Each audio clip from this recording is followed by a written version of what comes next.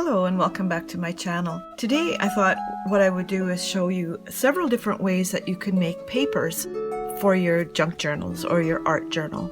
And they're really fun. I think you'll find them kind of unusual.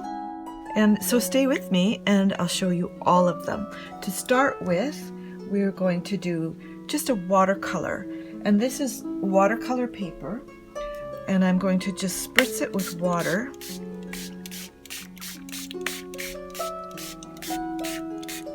Now you probably don't want watercolor paper in your journal because watercolor paper is pretty thick. I'm going to just take a fat brush and spread this a little more evenly. Now I'm just going to pick up a little bit of paint here and just do kind of a gradient.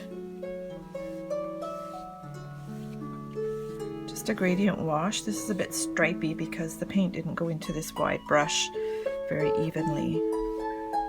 So let's add a little bit more.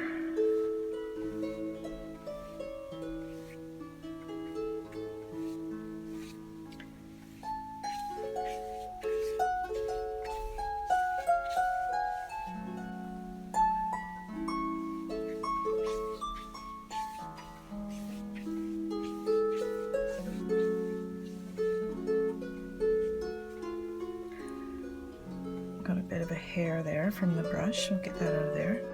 And that's all there is to it. Now what you want to do is allow this to dry. Sometimes you could tape it down so it doesn't curl, but what I do is just iron it from the back after it's completely dry. So you could just leave this to dry. You can use it as is if you want something stiffer, and you can even paint on the other side as well. But what I would normally do is scan it and then print it on just regular paper like this, and then you can use it in your journal.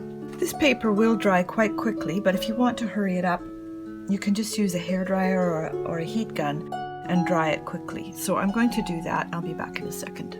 There, now my paper is almost completely dry, and I'm going to show you something else that's really quite fun. So my first step is to mix up some really strong watercolor, and to do that I've just got about an inch of water in this glass, and I'm going to start adding color.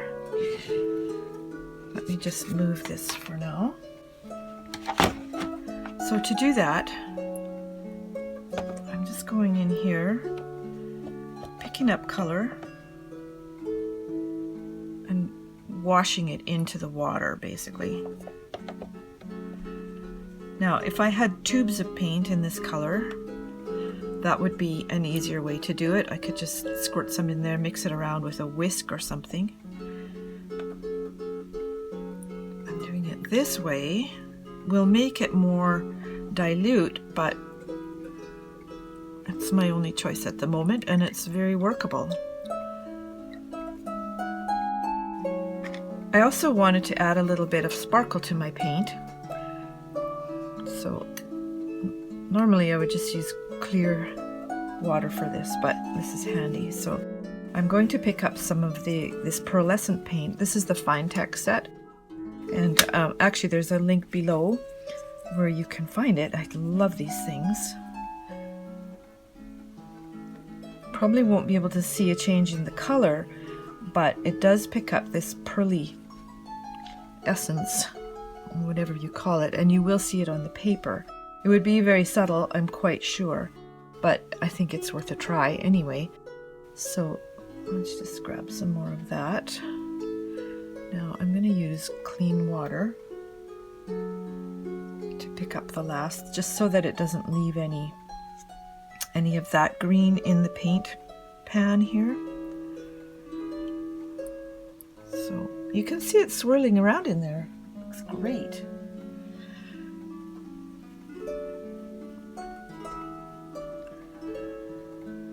That's probably enough. But let me pick up this last little bit. Might as well not leave it too wet, because then it'll clean up better. There, that's all I need from that. forget, you've always got to have a paint rag. So I'll just stir that around, clean out my brush, mop up little bits of this and that. And now what I'm going to do is put this in a spray bottle. Okay, my little bottle of spray is ready. And what I will do now is cover up this space so that it doesn't make a huge mess. I hope it doesn't make a huge mess. I think I'll spread this out a little bit more.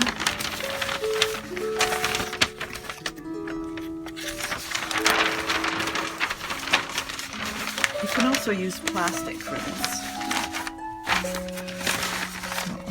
Oops, there's my lights. Oh, they're so pretty, those little things. Alright, so here's our piece of watercolored paper. And this is the first time I've done this, so it's experimental. So I'm putting this down. And I'm just going to hold it here. Unfortunately, it doesn't stick down there, but that's okay. And then we'll just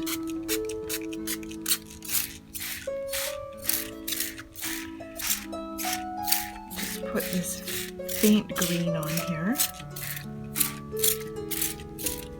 Move my finger.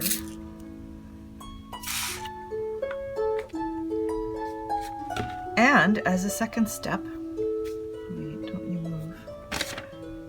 Don't you move. You're over there. I'll just put a few more sprays in here. So we're going to have an effect on this paper, but I'm also going to lay down this paper and see what happens. Now this is 28-pound laser copy paper, so it's going to behave really differently from the watercolor paper, and that's to be expected. So here's what we get with this. Now this makes a beautiful background paper on its own, and I'm going to just move it to let it dry, and then we'll take this one off and look what we get. How fun is that? And you can do this with anything. Leaves, I've got some paper doilies here. I'll just show you them. Let me get this leaf out of the way. That is off my palm tree, by the way. Paper doilies, you can do the same thing, then you get that stencil effect. You can use stencils if you've got them, and do all kinds of things. So I'm going to dry this with my hairdryer again, and then show you something else. There, I've dried that with my hairdryer. It's almost completely dry, and you can see the watercolor effects here where there's a few watermarks, which I think really adds to it. I really like that look, and along here as well. And where the green landed, it's like varying degrees of darkness, so you get some real kind of gradient effects on it. I love it. And this one, which is still a little bit soggy, also gives you a really nice effect. Now, one more thing, I'm going to use the same paper, and I think I'll just leave this here as well, and show you another effect that you can do with watercolor paper, and then how to deal with it. Now for this effect, I'm going to again spray the paper, and I'll use this brush to just kind of spread it around with the green in it. We didn't want that. I find green is the hardest color to get out of your brush. So I'll take that out of there, and let's just wipe it off. No, too late. Doesn't matter. Just don't make the same mistake I did. And I'll spray it again because it actually dries quite quickly unless you've got it really sopping wet. And just spread that around. Now what you can do is take some colors. I'm just using, this is quinacridone rose. And just put some shades like that in. This is nice red madder. What else could we put in here? Some of that. Maybe a little blue. That's an intense blue, isn't it? Put a bit more around here. You can use whatever color combination you like.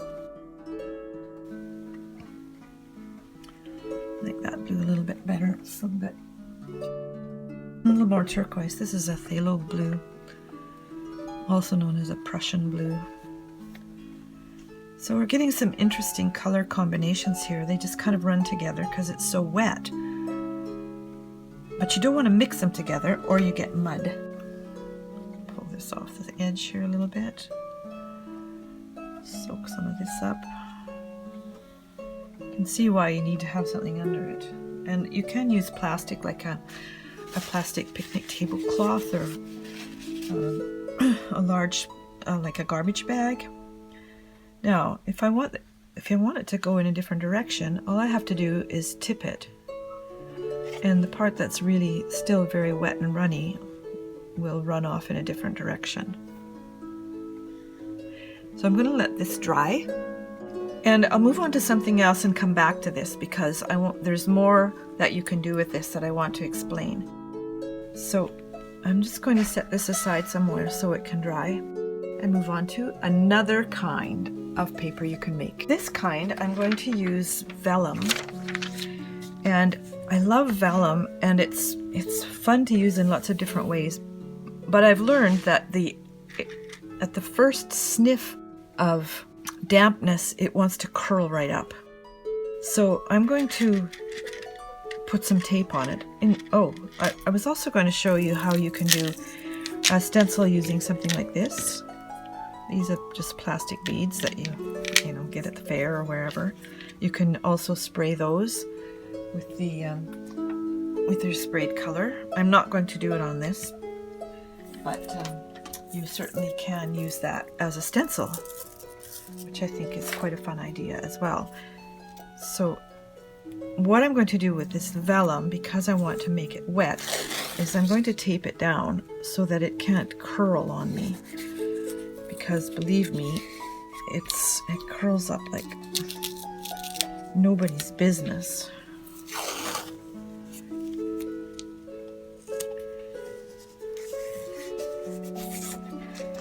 So now I've got all the sides taped down, and you might say, well, why would anybody want to paint on vellum anyway? The reason is it's just very pretty. Now what I could do is paint the whole thing, or I could just paint something on it, and it's going to curl regardless. So I could paint the entire sheet, and there is a reason to do that. Actually, I'm going to do that first, and then I'll show you something else. So let me get my big brush again, and I think I'll go with some more quinacridone rose and just keep it quite subtle. And like I said, it's going to curl regardless because the paper buckles. It gets wet, you know how that goes. It gets wet and it stretches, and that makes it buckle.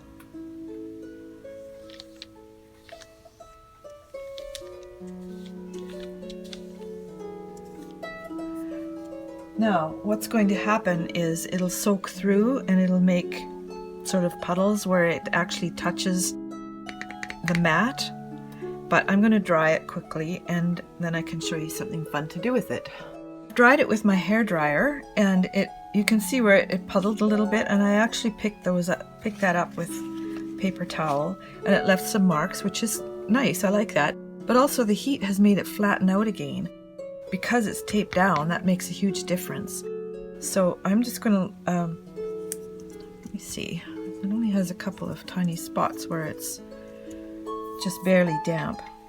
So I'm going to take the tape off here and release it from its captivity. And then we've got another plan. See how it curls?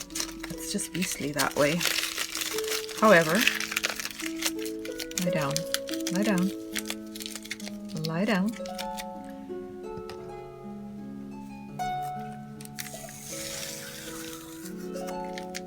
Look at that. It's obeying me. Amazing. Lay right back down again. Now I'm going to turn it over, and you can see, I guess if this wasn't pink, let me put something white under it so you have a better view of what color it is.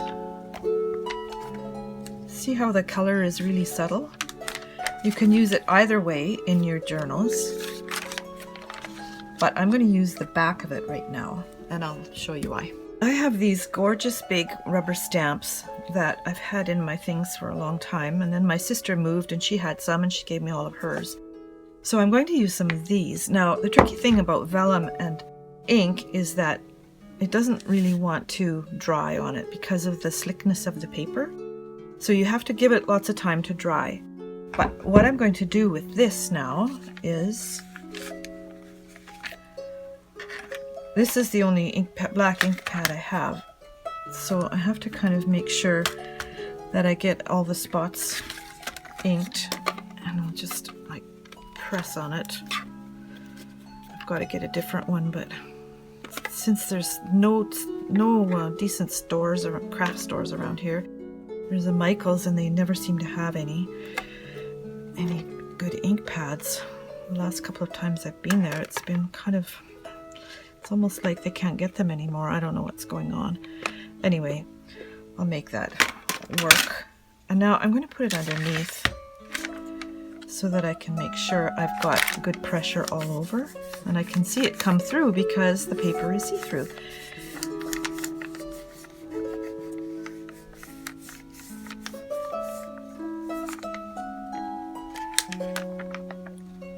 So now we have the rose and the pink background, and then you can cut this out or tear it out and use it in your journal however you like. Now what I'm going to do, let me see, this will probably smear if I lay the thing down, so I'm just going to talk about this. But I did this one yesterday on another scrap, as I was trying different things. So I did this one in gold, and I have a gold stamp pad, so it's probably hard to see here. And I didn't stretch this paper, I just painted on it. I didn't tape it down, so it's a lot more crinkly. But I put it in gold, so this is really pretty and really subtle. And so that's another thing you can try. The other thing I did was, you can see here, I just used some glitter glue like this, and this little spatula, put a bead of it along here and just spread it around, and suddenly you've got glitter paper, and it was so easy. But you can see this one I smeared because I got it wet, but you can see how, if you do the background a little bit darker, how pretty it comes out. But it did take them a while to actually get dry. So I recommend, you put it somewhere, set it somewhere so that the wet side is up, and let it dry. So there's one more, or actually several more things you can do to make papers for your journals. Now let's move on to another one. I just got this vellum last week, and I'm kind of enamored with it. So I've been experimenting with different things that I can do with it. And of course, like I mentioned, one thing is that it just curls like crazy at the first hint of wetness. But I think this one is going to be worth doing, and this was my practice run. It's a gift wrap with vellum glued on top. So it gives a nice sort of antique-y structure, and because of all the wrinkles, you would have to actually glue it down in your book. But it would even make a nice cover. So let me show you how I went about that. First thing I did was use some gift wrap, and I've had this massive roll of map gift wrap for years, I think, which has come in handy for all the guys' presents for birthdays and whatever. It's easy to find really girly paper, but masculine kind of paper, not so much. So I think I'll just cut it along here, just to match the size, and then I'll stick it on and show you how. My paper obviously curls as well because it's been on a roll forever, so I'm going to just tape the corners down so that it's easier to work with. I left it a little bit bigger than the actual 8.5 by 11 of the vellum. Actually, you know what? I'm going to put my scrap paper under it. And with working with wet glue is that it gets everywhere, or it gets on things and then it's really hard to take off unless you're really fast or you have whatever solvent is required, hopefully just water. But all the same, it's so much nicer not to have to clean it up by just not making the problem in the first place. So I'm just flattening this out.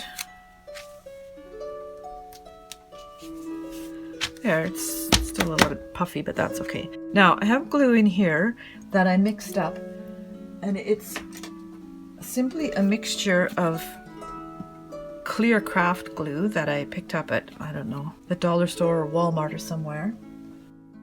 And it's 3 parts glue, 1 part water. So you can I just eyeballed it and measured it, but it makes it easy to spread. And what I'm using for a brush is actually a makeup brush. So I'm just gonna get some of the bubbles out.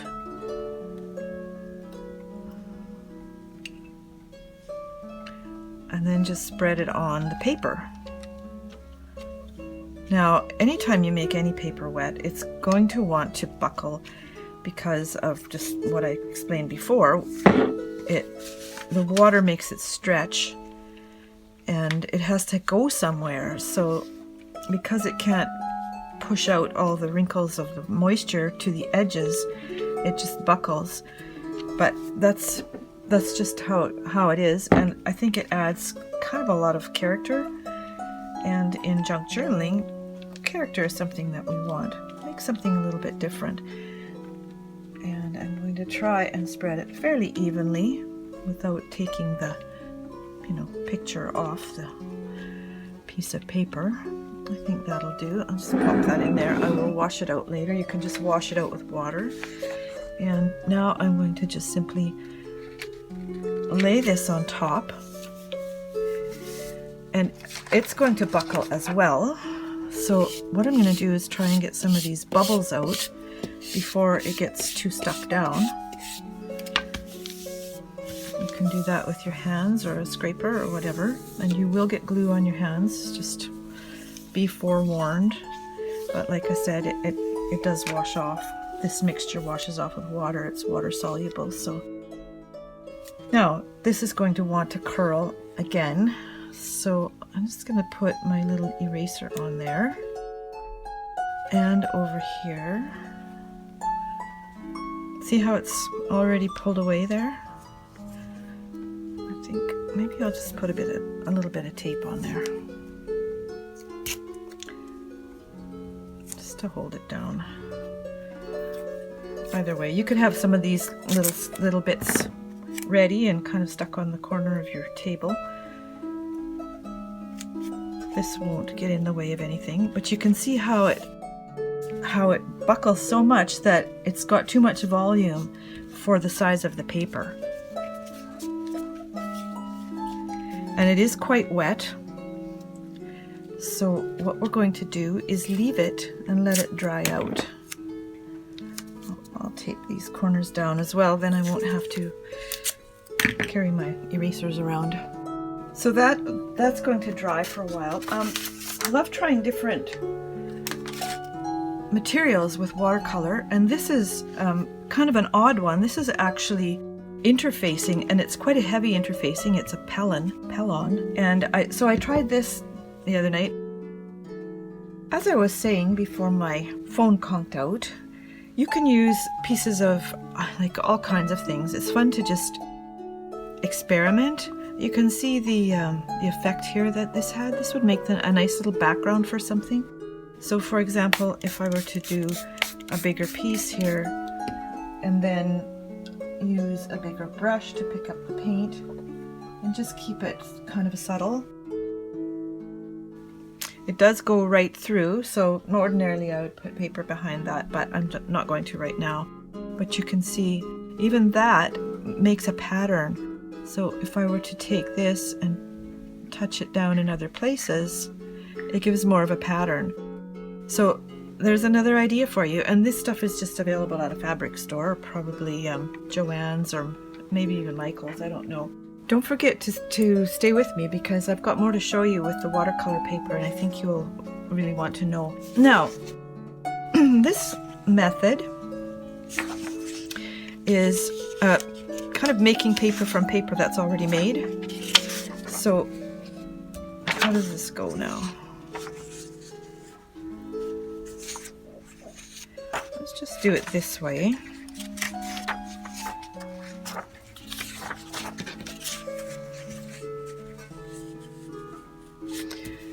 For this one, I'm just going to use a glue stick. I just got a new one. I actually got about 3 new ones this week, and one of them didn't work all that well. So I want something under this. I'm going to use that. I'll just put this paper towel under the edge so that I don't get glue on my mat.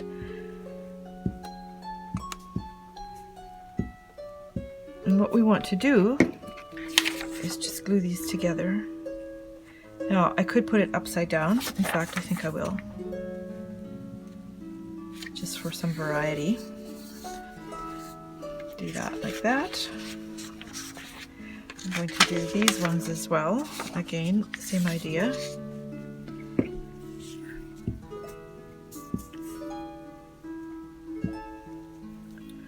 Some good glue on there. Just line them up. Press it down well. Peel that off. And now I'm going to glue them together like this.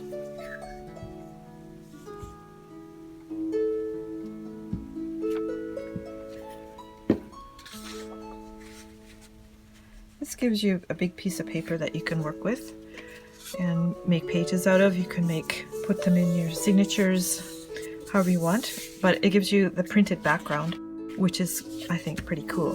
Now, I'm not leaving it there, so hang on. By the way, please subscribe to my channel, because I've got a new video every week, and I could be described as an idea person, because I've always got way too many ideas.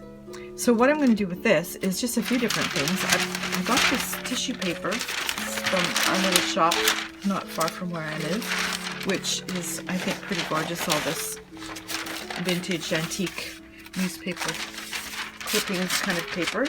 Sorry about the crackling. I have such limited space here. And I also bought this one, which I think is so pretty.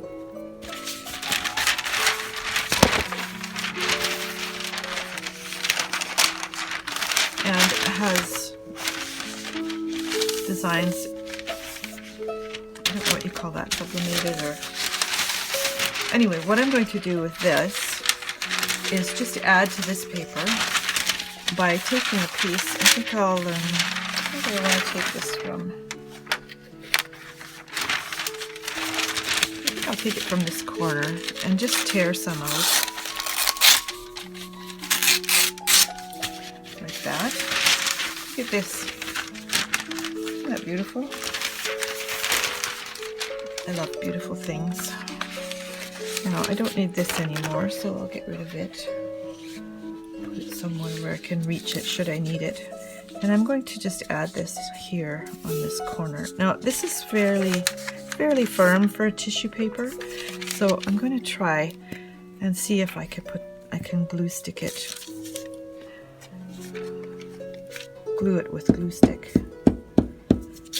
Take it right off the edge here. I could use the painted on glue, but I think it would make everything buckle, which is fine because that's just a different look. This makes it a little bit smoother. So let's try this, shall we?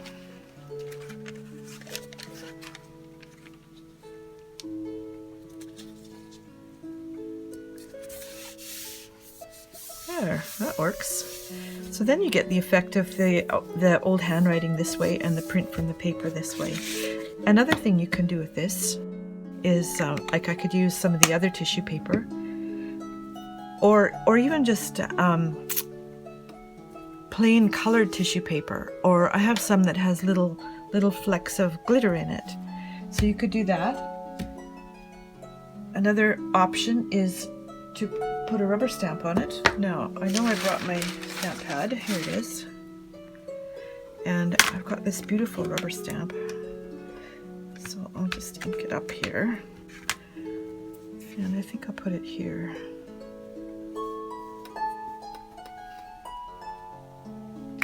Well, that's disappointing. Although, I don't know. Maybe I like it. This paper is a little bit rougher. Anyway, there is that option, or you could put something underneath it and then stamp on top of it. So that's another idea. Another option is just to glue down a doily like this, and then you can use it in the center. You can cut it out, you can cut to fit, you can use this as a part of a signature, however you want. So I'm just going to leave that one now and go back to the watercolor. Okay, here's our watercolor sheet. Now on this side I've done the palm tree, or the palm frond, using it as a stencil. And on this side I just did wet and wet colors. And so what you can do is you can scan this and use it as papers and make as many copies as you like. Or I think you could probably also just take a picture with your phone, make it nice and centered, and then use that. However, there's one more thing that you can do with this, and I think you'll like it. I'm going to use the 05 and leave this as a background. And so here's something that you can do about it, you do with it, I should say, is just sketch some flowers on it.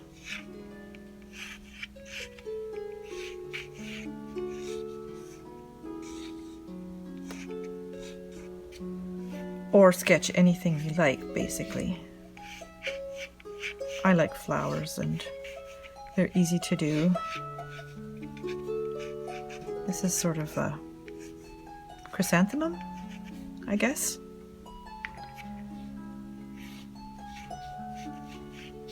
Make its leaves like this.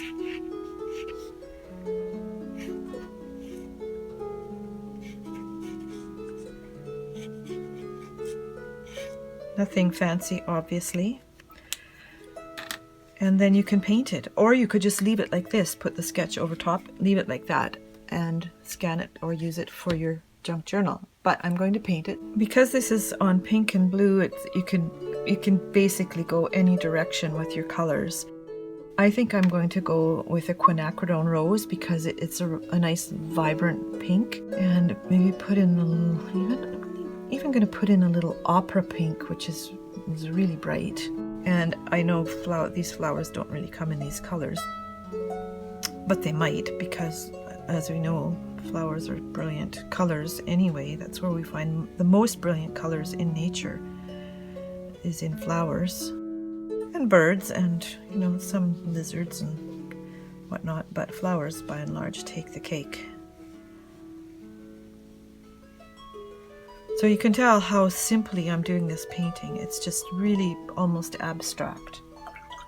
And then I'm going to use some permanent yellow green for the leaves.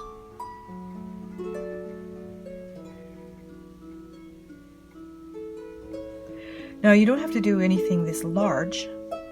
You could make just little flowers all over so that it's a pattern and still have the same effect. And I'll use a little bit of cadmium yellow deep for the center, which will bleed a little bit, but that's okay. And if you don't want that, keep some of these on hand and you can just soak it up. So you notice I'm just rolling it in there. That gives it a dry edge to make it stop running. So before I finish, I could take a smaller brush, and this is still quite wet, but it won't be for long. So hold on a second. So I'm just taking a smaller brush now, and I'm going to pick up some alizarin crimson and mix it with the quinacridone just to give it a little bit more depth. And then we'll just do some of these.